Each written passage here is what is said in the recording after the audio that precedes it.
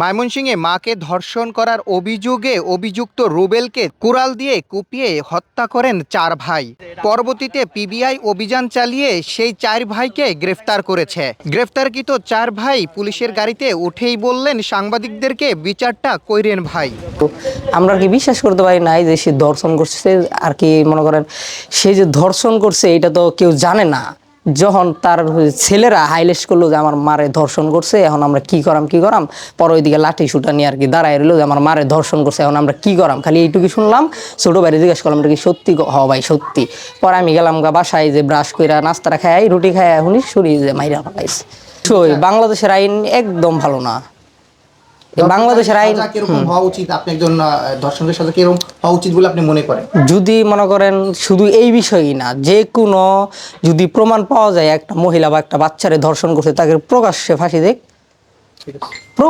দেখ তাকে। তাইলে তো আর এই কাহিনী কেউ করবে না, তাহলে এইরকম হত্যা কেউ করবেও না, আর এইরকম মনে করেন দুর্ঘটনা ঘটবেও না। ময়মনসিংহের এই ঘটনায় ব্যাপক আলোড়ন সৃষ্টি হয়েছে। এ বিষয়ে পিবিআই একটি সংবাদ সম্মেলনে বলেন, হ্যাঁ, 4 জন আসামির মধ্যে মূল প্রিন্সিপাল একুস্ট জনি সেই ঘটনাটা মূল ঘটাইছে, মানে কুড়াল দিয়ে, চাইনিজ কুড়াল দিয়ে সে আঘাত করে ছেলে। হ্যাঁ, একটু শেষ করুক নামগুলো পড়েন। হ্যাঁ, জনি, এরপর রহমত তার ছেলে, তারপর রকি তার ছেলে, তারপর ইমরাজ তার ছেলে। এই 4 জনই তার ছেলে। তার যে ছেলে, তার মধ্যে প্রিন্সিপাল একুস্ট জনি এবং এরা সহযোগী, এরা মিলে হত্যাকাণ্ডটি সংঘটিত হয় এবং ব্যবহৃত হয়েছে চাইনিজ কুড়াল দিয়ে আঘাত করে। এবং এই ঘটনাটি ঘটিয়ে জনির চাচা নাম আমজাদ তার কাছে গিয়েছিল যে আমরা তো এরকম একটা ঘটনা ঘটিয়ে ফেলছি, তো এখন আপনারা আমাদের সাথে যদি থাকেন তাহলে হেল্প হয়, যেহেতু ফ্যামিলির লোক।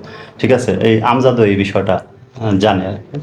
তো এই হলো প্রাথমিক স্টেটমেন্ট। এর সাথে আরও কেউ জড়িত কিনা, মানে এটা এখনো আমরা তদন্ত পর্যায়ে, যেহেতু আমরা কিন্তু এখনো তদন্ত পর্যায়ে আমরা আরো কিছু কাজ করতেছি।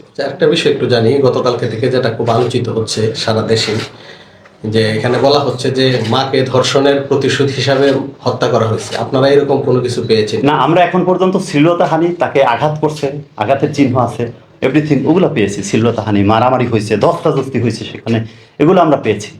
কিন্তু ধর্ষণের এটা চিকিৎসাধীন বিষয় এটা, এবং চিকিৎসকের ছাড়া তো আমরা তো কনফার্ম না, আর যেহেতু লেডি আমরা তো ওইভাবে কনফার্ম না। ঠিক আছে, যদি কোনো এসে থাকে চিকিৎসক যদি কোনো এইভাবে করে তাহলে তো আমরা, কিন্তু এছাড়া তো আমরা